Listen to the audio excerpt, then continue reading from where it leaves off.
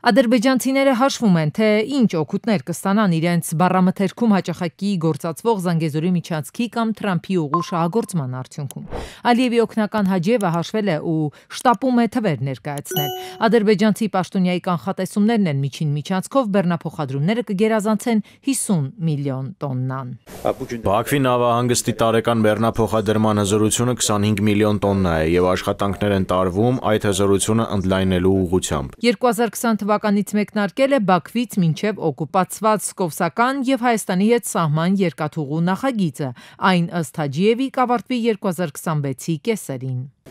Ներկայումս աշխատանքներ են ընթանում Զանգեզուրի հատվածի 42 կիլոմետրանոց տեղանքում մեր ամերիկացի գործընկերների մասնակցությամբ։ Երրորդ հատվածը ներառում է Նախիջևանը։ Հայաստանում տնտեսա-քաղաքագիտական համայնքը լավ գիտի, որ այդ նախագծից միայն տարածաշրջանի խոշոր, այդ թվում Հայաստանի համար հավակնորդ երկրները կշահեն։ Տնտեսագետ Սարգսյանը օգոստոսին Վաշինգտոնում ստորագրված հուշագիրն է հղում կատարում։ Այդ փաստաթղթում ըստ նրա կա մի կետ, որին պետք է առանձնահատուկ ուշադրություն դարձնել։ Այն է Հայաստանը պետք է քննարկումներ իրականացնի Ամերիկայի եւ համաձայնեցված երրորդ երկրների հետ հետագա շահագործման պլանը կազմելու համար։ Այդ երրորդ երկրները ԵԱՏՄ անդամ պետություններն են։ Երրորդ երկիրը դա չի կարող չլինել կամ երկրները ԵԱՏՄ անդամ պետությունները, որովհետև երկրի պետական սահմանը եթե տրամադրում է անցման թույլտվություն օրինական եղանակով, դա վերանվանվում է եւ կոչվում է մաքսային սահման։ Հայաստանի Հանրապետության եւ ԵԱՏՄ անդամ բոլոր երկրների մաքսային սահմանները միայն իրենց երկրների մաքսային սահմանները չեն, դա համարվում է մաքսային միության, այսինքն ԵԱՏՄ մաքսային սահման։ Հետևաբար Հայաստանը այստեղ ինքնուրույն որոշում կայացնելու ուղղակի տարբերակ չունի, հնարավորություն չունի այդպիսի։ Ինքը պարտավոր է խորհրդակցել, այսինքն այստեղ մասնավորապես Ռուսաստանի Դաշնությանը պարտավոր է հաշվի նշել։ Տնտեսագետը խիստ կասկածելի է համարում, որ ԵԱՏՄ-ն թույլ կտա, որ առանց մաքսային հսկողության իր մաքսային տարածքով անցում կամ տարանցում կատարվի, կամ Հայաստանը հայտարարում է Եվրամիությանն անդամագրվելու մասին, դրան զուգահեռ խոսում է նաև Ռուսաստանի հետ հարաբերությունների խորացման մասին։ Սրանք տրամագծորեն տարբեր բաներ են։ Աշխարհում վաղուց արդեն վերջին տարիներին կոմպլեմենտար քաղաքականություն այլևս գոյություն չունի։ Աշխարհում նոր աշխարհակարգում կամ կամերի քաղաքականությունն է ձևավորվել։ Եվ դրա մասին արդեն ուղիղ տեքստով բոլորն են ասում եւ Արևմուտքը եւ Ռուսաստան։ Թրամփի ուղի կլինի կամ թուրքական աշխարհի հայտարարած այսպես կոչված Զանգեզուրի միջանցքը Հայաստանի համար էլ խաղաղության խաչմերուկ։ Ըստ տնտեսագետի Հայաստանը դրանից ստանալու է զուտ վարձակալական վճար։ Այդ վարձակալական վճարը բնականաբար չի կարելի համարել այդպես տնտեսական զարգացման խթան, դա նույնիսկ ծաղելու է։ Իրականում Թուրքիայի եւ Ադրբեջանի տնտեսությունների հզորացման ներուժ է ստեղծվում նոր։ Ամերիկան մտադիր է Հայաստանին տրամադրել $145 միլիոն աջակցություն, որը կուղղվի Թրամփի ուղի հանուն միջազգային խաղաղության եւ բարգավաճման նախագծին։ Տնտեսագետ Սարգսյանը հիշեցնում է յուրաքանչյուր պետություն, որ ներդրումներ կիրականացնի Հայաստանում, այդ թվում Ամերիկան, հետո հետգնումներ է պահանջելու։ Թե ունենան աշխարհքաղաքական կոնսենսուս գեոպոլիտիկ խաղացողները, Հայաստանը պարտքի տակ է մնում, որովհետև նրան ասելու են, թե Հայաստան մենք քեզ վճարում ենք կատարել, դու պետք է դրա հանդեպ ստանձնած պարտավորությունները կատարես։ Ermenistan Başbakanı Sayın Paşinyan başta olmak üzere Հայաստանի եւ Թուրքիայի միջև հարաբերությունների թեմային Էրդողանն անդրադարձել է ՄԱԿ-ի գլխավոր ասամբլեայում իր ելույթի ժամանակ։ Նա ասել է, որ Անկարա-Երևան հարաբերությունների կարգավորման գործընթացն ընթանում է ըստ ծրագրի։ Տնտեսագետ Սարգսյանը նկատում է տարածաշրջանային խաղացողներն, այդ թվում Թուրքիան եւ Ադրբեջանը, շատ ավելի արագաշարժ են։ Այս երկրները տեսնում են տարածաշրջանային տուրբուլենտությունը, կառուցում են իրենց հենասյունները, ձգտելով արագ օգուտների, մինչև Հայաստանը հաջողելու փորձարկումներ կանի։ Գյուրջան Կասկադ 60 ամիս փուլային վճարում բազմաթիվ առավելություններ։ Նիկոլ Փաշինյանը կմասնակցի սեպտեմբերի 29-ից հոկտեմբերի 3-ը Ստրասբուրգում կայանալիք ԵԽԽՎ աշնանային նստաշրջանին եւ հանդես կգա ելույթով։ Ադրբեջանի նախագահի օգնական Հիկմետ Հաջիևը հայտարարել է, որ նախկինում Վաշինգտոն այցելելիս միշտ խոսել է հայ-ադրբեջանական հակամարտության մասին, իսկ հիմա այդ մայրաքաղաք է գալիս բոլորովին նոր օրակարգի մասին ուղերձով։ Այդ հակամարտությունն ավարտվել է, օգտվելով արդից ցանկանում եմ նշել, որ մենք չափազանց շնորհակալ ենք նախագահ Թրամփին եւ նրա վարչակազմին առաջնորդի դեր ստանձնելու եւ այս հակամարտության վերջնական լուծմանը նպաստելու համար։ Այժմ տարածաշրջանում կայուն խաղաղություն է տիրում։ Ղազախստանի նախագահ Կասիմ Ժոմարտ Տոկաևը ՄԱԿ-ում իր ելույթում ողջունել է Ամերիկայի միջնորդությամբ Հայաստանի եւ Ադրբեջանի միջև կարգավորման գործընթացը ընդգծելով, որ դիվանագիտությունը կարող է հաղթահարել խորը հակամարտությունները։ Նա նաեւ նախազգուշացրել է, որ աշխարհաքաղաքական լարվածությունը չպետք է հանգեցնի քաղաքակրթությունների բախման գաղափարի տարածմանը։ Վարչապետ Փաշինյանը ներկայացրել է ԱԵԿ-ի շահագործման ժամկետի երկարաձգման անհրաժեշտությունը Մոսկվայում տեղի ունեցած գլոբալ ատոմային էներգիայի ֆորումի ժամանակ։ Նրա խոսքով այս քայլը կդնի ամուր հիմք նոր էներգաբլոկի ստեղծման համար, ապահովելով երկրի էներգետիկ անվտանգությունն ու կայունությունը։ Վարչապետը նաև շեշտել է, որ ԱԵԿ-ից Հայաստանը ստանում է շուրջ 30% էներգիա, ինչը ռազմավարական կարևոր նշանակություն ունի երկրի համար։ ԱԵԿ-ի շահագործման ժամկետի երկարաձգումը կենսական նշանակություն ունի եւ այն անհրաժեշտ հիմք կհանդիսանա նոր էներգաբլոկի սահուն գործարկման համար, ինչը մեր վերջնական նպատակն է, նշել է Փաշինյանը։ Այս քայլը ըստ վարչապետի կարևոր կլինի ոչ միայն երկրի էներգետիկ անկախությունը պահպանելու, այլև ապագայի ավելի կայուն էներգիայի մատակարարման ապահովման համար։ Այս տարվա տվյալներով Արցախում 30 մշակութային օբյեկտ անմիջական սպառնալիքի տակ է։ Հուշարձաններին սպառնացող վտանգի մասին են ահազանգում մասնագետները։ 2021-ից ի վեր արձանագրվել է հայկական մշակութային ժառանգության ոչնչացման, աղվանացման, խեղաթյուրման եւ անօրինական վերականգնման ավելի քան 220 դեպք։ 14 մշակութային հուշարձան ըստ փաստագրման հիմնովին ոչնչացրել են, այդ թվում Սուրբ Հովհաննես Մկրտիչ, Կանաչ Ժամ, Սուրբ Սարգիս եկեղեցիները, Մեծ Թաղերի ամենափրկիչ եկեղեցին։ Ցանկը երկար է։ Այս եկեղեցիների տարածքներում կատարվում են կամ շինարարական աշխատանքներ, կամ կարևոր ամբողջականությունը ներկայացնող հատվածներն են ոչնչացված, կամ արձանագրություններն են քերված, լանդշաֆտի փոփոխության խնդիրներ կան, որոնք սպառնում են հուշարձանների գոյությանը։ Հայկական մշակութային ժառանգության համակարգված ոչնչացումը չի վրիպել նաև միջազգային հանրության աչքից։ Միացյալ Նահանգների միջազգային կրոնական ազատության հանձնաժողովը 2024 եւ 2025 թվականների իր զեկույցներում շեշտել է. հայկական ամբողջ ժառանգությունը Արցախում կանգնած է լիակատար ոչնչացման սպառնալիքի առջև։ Կովկասագետ Ավանեսովն ասում է, թշնամու մշակութասպան մասշտաբային այս քաղաքականությունը իրականացվում է անմիջապես Ադրբեջանի նախագահի հրահանգով։ Քանի դեռ այդ հայտարարություններին, բանաձևերին չի հետևում առարկայական քայլեր, այսինքն գործնական քայլեր չեն ձեռնարկում պատժամիջոցներ կիրառելու Ադրբեջանի դեմ եւ այն անձանց նկատմամբ, ովքեր որ իրականացրել են վանդալիզմի դեպքերը, որոնց որ նույնականացնել է հնարավոր է, հատկապես որ վերջին շրջանում վանդալիզմ իրականացնողները հենց իրենք են տեսանկարահանում այդ ամբողջ գործընթացը եւ տարածում նմանատիպ բանաձևեր զեկույցները կրելու են ընդհանրապես ռողակարգային բնույթ։ Պատմաբանն ասում է, Ադրբեջանի իշխանությունների մշակութասպան քաղաքականությունը վկայում է, որ ՄԱԿ-ի, ՅՈՒՆԵՍԿՕ-ի եւ Եվրոպայի խորհրդի կոնվենցիաների դրույթների կիրառման, ինչպես նաեւ ՄԱԿ-ի մշակույթի իրավունքի գծով հատուկ զեկուցողի մանդատի ներքո մարդու հիմնարար իրավունքների պաշտպանության մեխանիզմները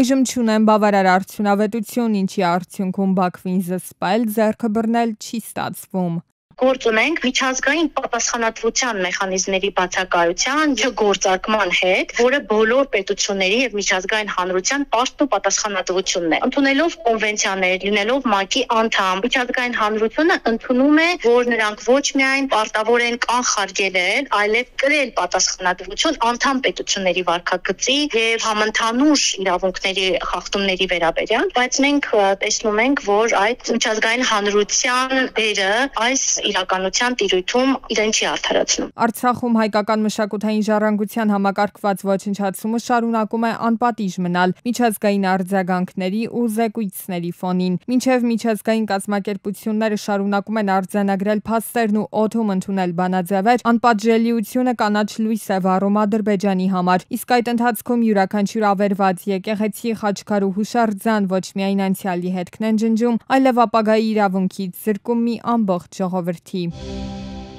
Զերծ մնացեք ձեր առցանց բանկային հավելվածի հաշվի վերաբերյալ մուտքանունը, գաղտնաբառը եւ SMS հաղորդագրությամբ ստացված բանկային կոդը որևէ անձի տրամադրելուց։ Իրականում այդ աշխատակիցները իբր առաջացած խնդիրները լուծելու նպատակով նախ խնդրում են ուղարկված հղումով մուտքագրել ձեր առցանց բանկային հաշվի մուտքանունը եւ գաղտնաբառը, ապա նաեւ բանկային կոդը։ Արդյունքում մուտք գործելով ձեր հաշիվ հանցագործները փոխում են գաղտնաբառը եւ զրկելով ձեզ հասանելիությունից արդյունքում հապշտակում են ինչպես ձեր հաշվում առկա, այնպես էլ ձեր անվամբ իրենց կողմից առցանց ձևակերպված վարկի գումարը։ Հայաստանում այլընտրանքային մանկական խնամքի համակարգի բարեփոխումների արդյունքում 24-ժամյա մանկական խնամքի հաստատություններում երեխաների թիվը նվազել է գրեթե հնգապատիկ 2014 թվականի 2000 երեխայից հասնելով 400-ի 2024 թվականի վերջին։ Այս մասին հայտարարել է Աշխատանքի և սոցիալական հարցերի նախարար Արսեն Թորոսյանը։ Նա նշել է, որ օրենսդրական բարեփոխումները նպատակ ունեն ստեղծել և ամրապնդել երեխաների իրավունքների պաշտպանության արդյունավետ համակարգ և ապահովել միջազգային պարտավորությունների պատշաճ կատարումը։ Այս տարվա հուլիսին Հայաստանի բանկերի միջոցով ֆիզիկական անձանց անունով արտերկրից ստացված փոխանցումների ծավալը կազմել է $533.2 միլիոն։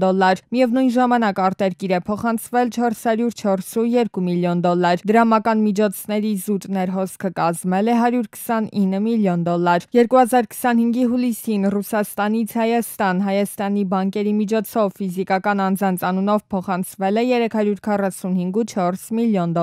Հակառակ փոխանցվել է $83 միլիոն։ Ռուսաստանին բաժին է ընկնում ստացված փոխանցումների 64.8%-ը։ ԵԱՏՄ-ի և Իրանի միջև ազատ առևտրի մասին համաձայնագրի իրականացման համար ստորագրվել է 3 տարվա համագործակցության ճանապարհային քարտեզ։ Փաստաթուղթը ներառում է կարևոր բաժիններ՝ տրանսպորտ, լոգիստիկա, հյուսիս-հարավ միջանցք, կանաչ մաքսային միջանցքների ձևավորում, թվայնացում և էլեկտրոնային տարանցում։ Սա հնարավորություն կտա ԵԱՏՄ երկրների արտադրողներին արագացված կարգով մուտք գործել իրանական շուկա։ 2019-ից սկսած, երբ ուժի մեջ էր մտել Իրանի և ԵԱՏՄ-ի միջև ազատ առևտրի մասին ժամանակավոր համաձայնագիրը, ԵԱՏՄ-ի և Իրանի միջև առևտրաշրջանառությունը աճել է ավելի քան 2.2 անգամ։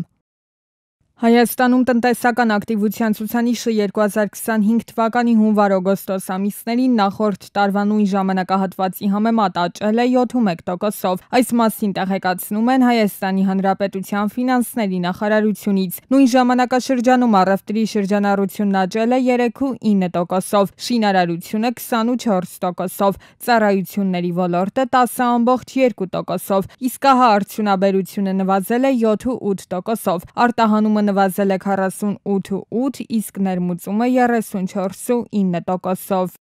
Սպառողները այսուհետ առավել հստակ տեղեկացված կլինեն իրենց կողմից գնվող ապրանքի քանակի և ծավալի մասին։ Էկոնոմիկայի նախարարությունն առաջարկում է չափումների միասնականության ապահովման մասին օրենքում փոփոխություններ և լրացումներ կատարել։ Օրենքում իրականացվել են հետևյալ փոփոխությունները։ Օրենքի կարգավորման առարկան ընդլայնվել է, սահմանվել են նաև պահանջներ մեծությունների, չափման միավորների, չափանմուշների, ստանդարտ նմուշների, չափման միջոցների և մեթոդների պահպանման և կիրառման վերաբերյալ։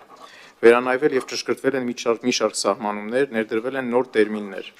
Վերանայվել են կառավարության և լիազոր մարմնի գործառույթները, ընդգրկելով պետական քաղաքականության մշակում, միջազգային ուղեցույցների ներմուծում, չափիր սարքերի և չափածրարված արտադրանքի նկատմամբ պահանջների սահմանում։ Ընդլայնվել են նաև չափագիտության ազգային մարմնի և տեսչական մարմնի լիազորությունները։ Ստանդարտները կհամապատասխանեցվեն Եվրամիության նորմերին։ Տնտեսական հարցերի մշտական հանձնաժողովը դրական եզրակացություն տվեց նախագծին։ Հանձնաժողովի նիստի օրակարգային մյուս հարցը վերաբերում էր մաքսային կարգավորմանը։ Նախագծի նպատակն է էլեկտրոնային համակարգերի ներդրման անհրաժեշտությամբ մաքսային վճարների գծով վճարների հաշվառման ընթացակարգերի թվայնացումը։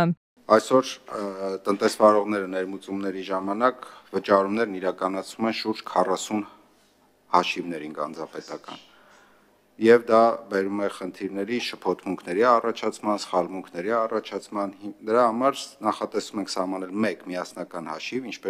ինչպես այսօր գործում է հարկային վճարների մասով, եւ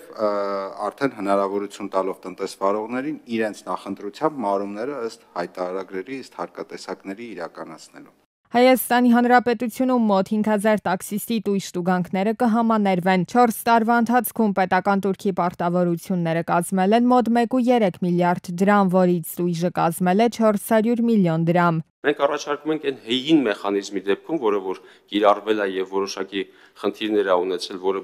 բերել է նաեւ քաղաքացիների կողմից այս պարտքերի գոյացմանը, առաջարկում ենք այդ պարտքերը զրոյացնել եւ փակել այդ էջը ու սկսել աշխատել գոյություն ունեցող մեխանիզմը, որը մեր կարծիքով ավելի արդյունավետ է։ Նախագիծը հանձնաժողովի նիստի ժամանակ միաձայն ստացավ դրական եզրակացություն եւ ներառվեց ազգային ժողովի լիագումար նիստերի օրակարգ։ Չարենցի երկրորդ նրբանցքում դիտահորից դուրս եկող կեղտաջուրն արդեն տևական ժամանակ է ողողել է մոտ 2 կիլոմետրանոց հատվածը։ Քաղաքացիներն ասում են տարիների խնդիր է, պարբերաբար խոստացել են լուծել հարցը, սակայն հատկապես վերջին ամիսներին հաճախ են դարձել դեպքերը, երբ կոյուղին դուրս է գալիս ու հասնում մինչև տներ։ Այնտեղ լուկ կա, վերևի մասում լուկ կա։ Խցանված է այդ լուկը, թե ինչ։ Չէ, բանը կանալիզացիա հետ միանում չեմ ման, եկել է մի անգամ բանարի տեխնիկայով բանով եկան ինչն է պատճառը։ Ես բան կան։ Ինչն է պատճառը չեմ ման։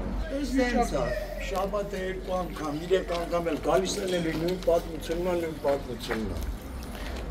Քաղաքացիներն ասում են, խնդիրը տարիների պատմություն ունի, Վեոլիաջուր պարբերաբար է նախազանգում, նաև կենտրոնի թաղապետարան, Երևանի քաղաքապետարան են դիմել։ Այս ճանապարհով են երեխաները նաև դպրոց գնում, մանկապարտեզ գնում, բնակիչները նշում են, որ վերջին 10 օրում այս վիճակն է, մի քանի անգամ զանգել են Վեոլիաջուր, Երևանի քաղաքապետարան, կենտրոնի թաղապետարան։ Նշնումա, էնդեր կեպի տանտակով,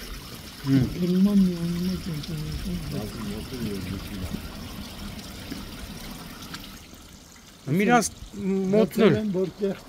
իրանց մոտել է նույն գարշատ վիճակը կլի։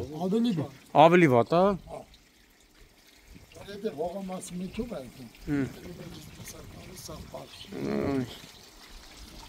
Բնակիչների կարծիքով ավելի մեծ դրամաչափի ջրահեռացման խողովակ պետք է տեղադրել, քանի որ հին խողովակները մաշվել են։ Պարզապես ցանկություն է պետք ու պատասխանատվություն, ասում են նրանք։ Արմավիր քաղաքի կոյուղին ստեղծական։ Այսօր լրատվական նշամշանքում օրերս անդրադարձել էին Արմավիրում ավտոկայանի դիմաց տիրող հակասանիտարական վիճակին։ Կոյաջրերն առանց խողովակի հոսում էին ու գարշահոտ տարածում ամենուր։ Այդ ժամանակ դեռ արմավիրցիները նշել էին, որ հին կոյուղատարերը փոխելու համար Վեոլիաջուրը պետք է աշխատանքներ կատարեր, նոր խողովակներ անցկացներ, բայց մեկ ամսից ավելի է առաջընթաց չկա։ Մոտիկանս հոտը վաբշիա։